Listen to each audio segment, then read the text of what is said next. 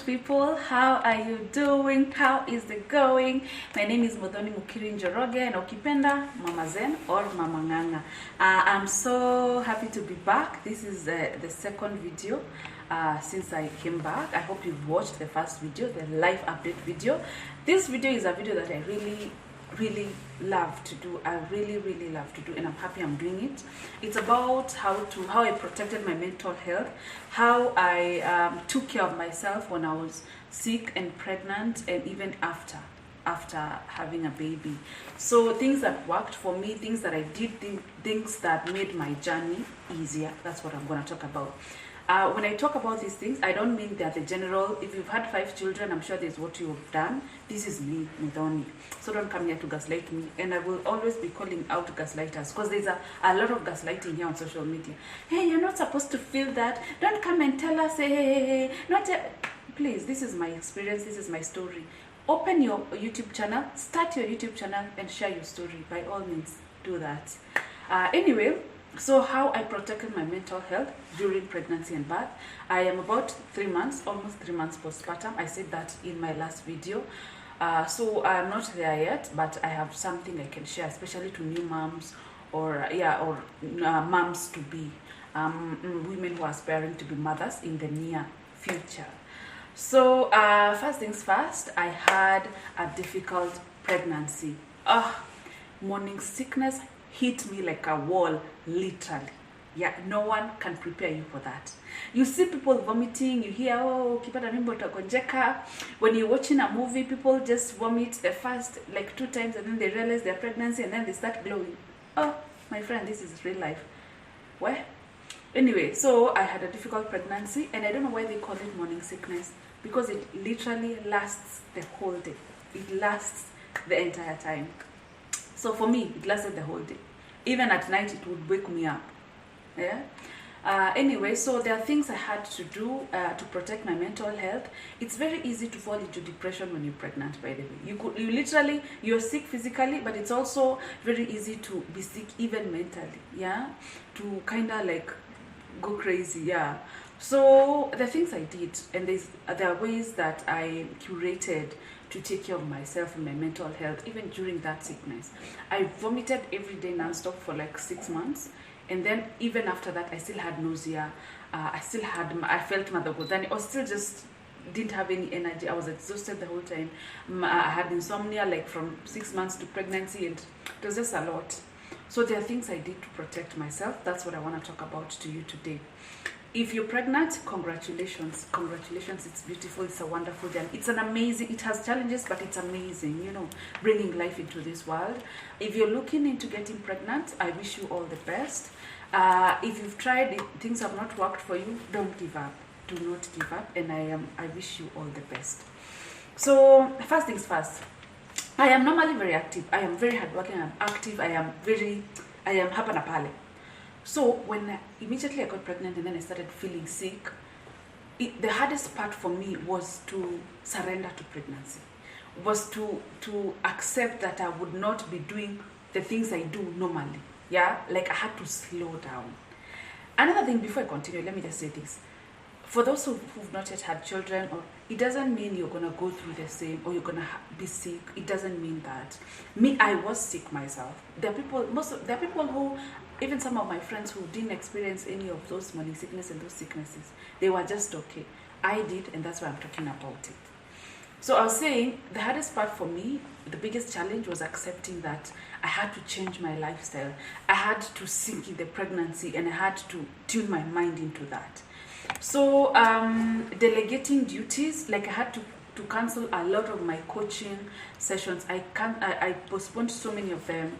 I also had to stop being a superwoman. If I felt I was not able to do anything, if I woke up and I was just vomiting, I'd just sleep on the couch. Natoka up the couch, naenda kwa kitanda, narudi kwa couch. I also had to cut down on the things I used to eat before, because like sugars, a lot of fatty things made the nausea and the vomiting worse. So I had to look at the foods that were good for me at that time, like boiled food, foods that were not very sugary, very oily. I never used to eat also hot food because it also used to aggravate. I'm trying to speak English here. It used to make the nausea worse. So understanding that, also things like perfumes and the air fresheners. Well, there's a day I had gone to visit my sister. So by the time I'm coming home, I was vomiting the whole time. I got to the parking lot and I opened the door and I just, like I was so sick. So I walked in the door. You know, there's usually kuna ile choo inakuanga hapo kwa mlango. So niliingia kwa hivi nilikuwa nataka kuingia kwa choo to throw up. Kufungua hivi mlango inanuka ya freshener. So I naingia kwa living room. I asked my husband, okay, umepaka ya freshener huku? He's like, yes. So I decided, let me go to the guest room. No one lives in the guest room. So hiyo choo iko sawa. So I go there. Nasikia bado inanuka perfume. Inanuka ya freshener. So I come back. I'm like, hiyo pia mbona inanuka ya freshener? So I'm so sick and I'm so emotional. So he's like, nimeenda hata hiyo. I'm like, unaweza jenda choo mbili? And then I just started crying. And then I went to the balcony. And then I'm like, kama ungekuwa unataka nirudi kwa nyumba ungeniambia. And then I went to the balcony. And then I'm telling him, nalala hapa. I'm sleeping out here. Nikaenda nikakaa hapo nje kwa balcony. So my husband used to just go quiet when I started those tantrums. So akaamka, he opened the windows, and then after like 30 minutes, so I'm seated out here, it's so cold, out of the balcony. After a few minutes, I was like, you know what am I doing here? Let me just go to the house and nijifunike. So I enter in the house, it's not smelling anymore. Kumbe all I needed to do was open the windows. Yeah? So then I felt so stupid. So nikaingia nikalala. So that was one of the situations. And then also, I had to tell him, usikarange chakula nikiwa kwa nyumba. If you want to boil meat, because I couldn't stand those things, boil meat, kitunguu, mayai, those things, tell me. I go for a walk, you cook your thing, you eat. So nikikuja hakuna hizo maharufu. I could not stand those things. I only used to make ugali, used to make rice. We didn't have a house help because we were newlyweds. We really wanted to be spontaneous. But we had to get one when I was, I think around 6 months, because I couldn't do much. So also speaking out, he had to carry my husband had to carry his perfume and then anajipakia kwa gari because I could not stand it. So communicating and telling him, I'm not able to cook. I had to get, so at first, you know, now I want to be a super wife. I had just gotten married. It was not even a year. So I wanted to cook every time, the house to be clean the whole time and all that. And I'm obsessed with white things and all those things. I had to tell him, babe, listen, I am so sick. By then I will not be able to cook for you those things. I am not able to, I don't want the smell of fish. I don't want meat. I don't want vitungu. I don't want perfumes. I don't want to smell anything in this house. Yeah, and I really hated his perfume, especially that time. I had to tell him, so you're going to have to do the cooking for those things. I can boil rice, I can do garlic, but that's it. Yeah, I'm not able to clean as much as I wanted to. Sometimes even before I take a shower, I used to call myself for a meeting because I don't want to smell the body shower gel. I don't want to smell it. Those, you know how the bathroom smells so nice because of sabuni and all those things. I hated it. I could not stand it. So I had to tell him, babe, I'm not able to do those things anymore. I'm not okay. I need time, yeah? So he was very understanding. My husband, I have a very supportive husband. He's my number one support, by the way. He was very understanding. He started cooking for himself. He even lost weight. He was not eating like before. We were just eating boiled things in this house. Yeah. So anyway, please, if you're pregnant and if you've started feeling sick and all, for those who are pregnant, you're not feeling anything, by the way, I am so happy for you, and I hope it's gonna be like that for me the other times. Hoping there are more times.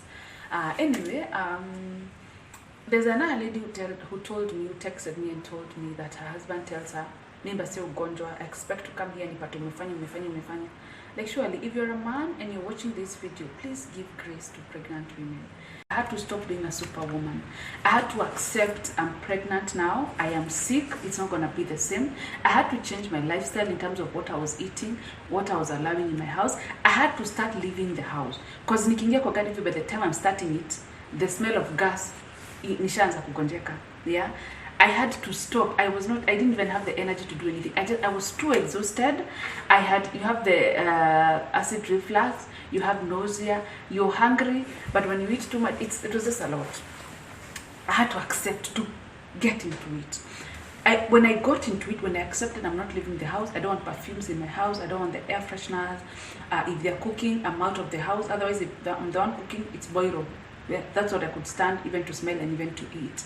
When I changed my lifestyle, it got so much better. It got so much easier. When I started, before I was sick and I still wanted to work. But when I surrendered and I was just sleeping on the couch the whole day and even in bed and taking a day at a time, it got so much better. Another thing that worked for me and my mental health is joining a community of pregnant women. Please get a pregnancy app. I had a pregnancy app called What to Expect. My sister told me about it. It was a game changer for me because you find there's a community of women where women chat their issues and they discuss issues. You find people have the same issues you have and you're able to find solutions in those apps. Please get a nice pregnancy app. Also getting support. My big sister also gets sick the same way. She has 3 babies. She's done having children apparently. But she also used to get sick till 9 months pregnant. So she used to understand me. Talking to people who don't go to talk to those people who will never get it. And then they start to tell you start feeling crazy, like there's something wrong with you, because that's what usually happens. A lot of people, especially a lot of public figures, don't come out here to say the experience, what I did. So when you go through it, you start feeling like, do I have a problem? Am I nikona, what is it called? Am I have amoeba? Am I sick? Am I have a bacterial infection in my stomach? Am I my whatever is sick? You start feeling crazy. You start feeling like you have a problem. But ideally, these are things that women experience during pregnancy. So surround yourself with a community of women who understand. Follow women who are pregnant, who talk about this. I followed a lot of women who were pregnant during my time, who also had sickness and who also went through these challenges. So they could help me also in my journey. Another thing is to stop comparing my journey to other people's journey. When you start feeling sick, especially the pregnancy sickness, people tell you that itaisha in 3 months. Ipatia 3 months. Mine didn't. 4 months, I was still sick. 5 months, 6 months, I was still the same way until I lost so much weight. At some point, the doctor was worried about my weight because it was just going down, going down, going down. My brother came to visit me one day here in the house. Akafunga mlango akaanza kucheka because I was so tiny. I looked like a teenager. And mind you, I was pregnant, but my pregnancy was not even showing because I was so thin. Anyway, so stop comparing your journey to other people's journey. And don't even compare with mine. I'm just giving my experience. You probably will not go through what I went through. Probably you'll have a smooth pregnancy. They say not all pregnancies are the same. Probably my next one will be smoother. So please give yourself grace. Be kind to yourself. Another thing is to pray. Just mention it to God. God, help me. Make it easier for me. Make it beautiful for me. Mention it to God in prayer. Another thing is also to have affirmations, to remind yourself, why are you going through this? I had to remind myself, why am I going through all this sickness? It's because I'm going to have a baby. I'm going to be a mom. I'm going to have my own human. I'm going to have a child who looks like me. I'm starting my nuclear family. I had to affirm myself. I'm going through these challenges, but it's just for now. Please remind yourself, because when you hold that baby like this, it's worth it. When I look at him now when I look at him, he's smiling so nicely. He smiles at us and he has those such sweet sounds and he makes such sweet noises and sounds. The snuggles, the way baby smells, the way he smells, it's everything, you guys. So also during pregnancy, I had to remind myself, especially before the baby starts kicking, because the only symptoms I had for me was nausea. Like bado hajaanza so hausikii kwa tumbo akifanya kitu. But when you start feeling it, that's when it becomes real. I am actually carrying a human baby. So be kind to yourself. It's a blessing to bring life, to be pregnant. I had to remind myself how many women want what I wanted. And even before like getting pregnant, I was a bit nervous. You have that anxiety of you don't know if it's gonna happen, if it's gonna stick around. So especially if you've been through loss before. So I was really, my whole pregnancy I had anxiety. So I had to remind myself during those difficulties, it is a blessing. It is something that a lot of women want. I'm going to bring life to this world because God has given it to me. No matter the challenges, I used to remind myself what the end result is going to be like. Now, so be kind to yourself. Also, don't feed yourself with a lot of negativity. There's a lot of negativity, especially on social media. especially when you start revealing your pregnancy on social media. Kwa nini umetuanikia mimba hapa? Utarogwa, blah blah, you know, all those things. Don't listen to those people. Pregnancy is something to be celebrated. It's something beautiful. If you want to reveal your pregnancy, if you want to talk about it, it's okay. Don't let other people's fear get to you. You know, what happens is people have insecurities. They would never reveal not because they don't want to, because they're scared of unajua akina nani akina nani. People have insecurities. Don't let their fears become your fears. Don't let them feed you the insecurities. If you want to enjoy pregnancy, you want to reveal it, you want to do your baby shower, you want to do whatever, do what makes you happy. If you don't want to do it for your own reasons, it's okay. But don't do it because people have fed you with the insecurities. It's okay. It's going to be okay. Anyway, yeah, now coming to delivery. Okay, I did my baby shower. It was beautiful. It was all that. I had a quiet pregnancy. Except the sickness, it was okay, it was quiet and all that. We were excited, we were looking forward to the baby. Fast forward, I had the baby. Motherhood is a mystery. Yeah, it's not something that's in black and white. It's something that you have to figure. Yeah, so for me, I say the first week was the hardest for me, because you're here, in the hospital, it's usually, it's okay because you have a routine. The nurses are coming, washing the baby. My friends, my sisters would come change the baby. I never used to change the baby in the hospital. Isaac would change the baby. It was just easy. And then you get home. The baby is not sleeping as much as he's not crying, but he just has some too funny noises. And then you're still in pain. And then everything is just all over. And then breastfeeding was a challenge. Like I said, I had a lactation consultant. I'm working with her till now. Her name is Mama Muthoni KE. She made life so easy for me. It was still challenging. You know, she can't come and do it and breastfeed the baby for you and go through the sew nipples with you. She'll give you advice, she'll give you information, she'll support you, but you have to go through it yourself, yeah? So it was really challenging for me, but I had support. My friends, I remember there's a friend of mine called Faye. Our husbands are best friends, so we just became friends by default. I remember the first week I was going through the motions, and she told me, I'll come visit you next week. I was like, why would you come next week when I'm healed and I'm okay? I need you this week. She just texted me, I'll be there 5 p.m. today. And she came in the evening. So I really looked for support. Even my sister used to tell her, please come. And she used to come, especially the first week. Like I said in the previous video, my husband was my biggest support. He literally became a motivational speaker. I keep reminding him. He was there telling me, babe, don't worry. Baby, it's for a good thing. Look, we have a wonderful baby. It's gonna pass. It's okay. If you're not able to breastfeed him for now, if it's too painful, watch out tumpatie formula as you apply the lanolin and all that. And he was really my biggest support. But I really became vulnerable, even to my friends and my family. People who were supportive, though. Another thing I did was to cut down visitors. Supportive friends, my sisters, mothers who were supportive for my friends would come, because how hata nitawachana mtoto nenda nikalale, how hata nitapump wakiwa hapo, how I wasn't worried about that. What I cut down was visitors, wale wa kukuja. Someone just sits down, umweke chai na muentertain. You can't leave them there alone. I cut down those visitors. I didn't have those. I only had people who would come, go to the kitchen, wash dishes, cook for me. Yeah, I also have a good housewife, so I have a good house manager, so I'm okay on that sector. But the only people who came to my house were people who were supporting me, not people who are coming to be served and to be entertained, or people who were giving me anxiety. Not the people who give you anxiety, even relatives. Like unajua wakikuja wataenda kukusengenya. I didn't have those in my house. So that also really worked for me. Another thing is taking it a day at a time.